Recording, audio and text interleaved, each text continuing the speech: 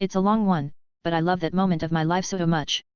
Hope you will like it too, smiley face. I was in a 7 years long relationship with my partner. We lived together, I thought we loved each other. We were engaged. The wedding was mostly organized. We were doing great.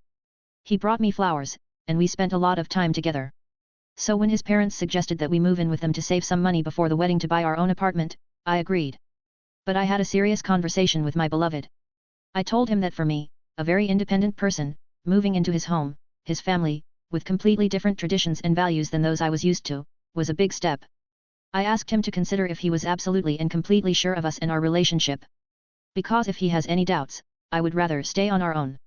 A few months with his family can be stressful. Conflicts may arise.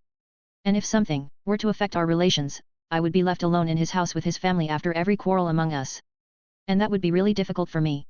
He hugged me, kissed me, lifted me on his arms and assured me that I absolutely do not have to worry about anything.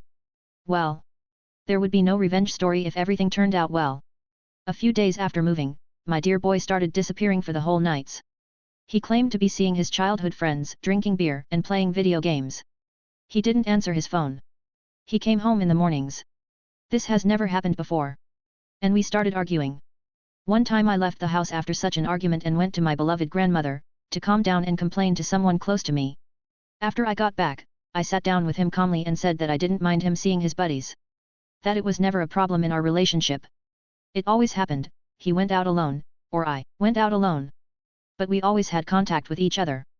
We let each other know what time we would be home. We were picking up phone calls. And that we are to get married soon. We can't start a marriage this way. That I'm only asking for honesty and contact with me. And I got the truth. He told me that he was actually seeing his adult student. And that she lives in the same neighborhood as his parents. So he couldn't be with her that easily when we lived far away.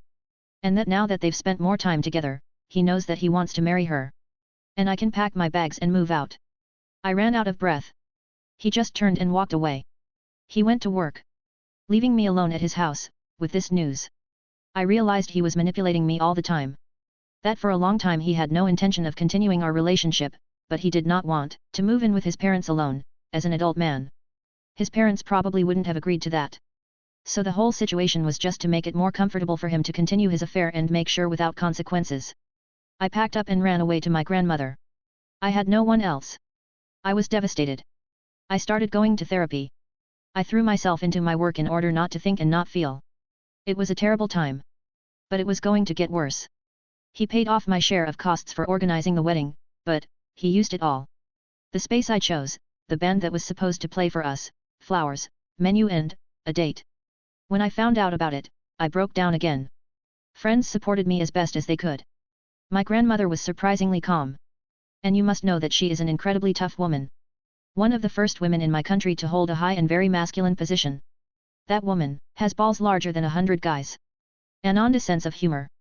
When the wedding date came, my grandmother told me to go get some wine with my friends, have a mega party and not think about it at all. I cried for days then, so she forced me out of the house.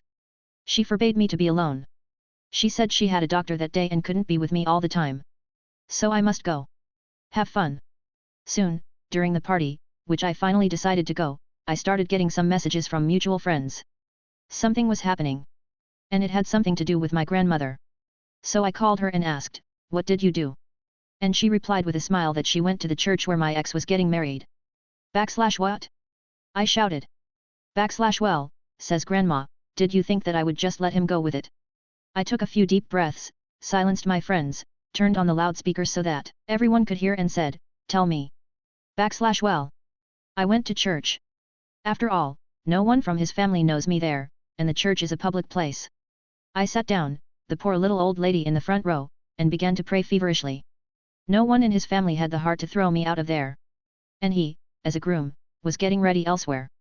He only saw me when he stood under the altar, and then it was too late. Even if he pulled me out by force, I would lie down on the ground and start to cry. But he of course didn't.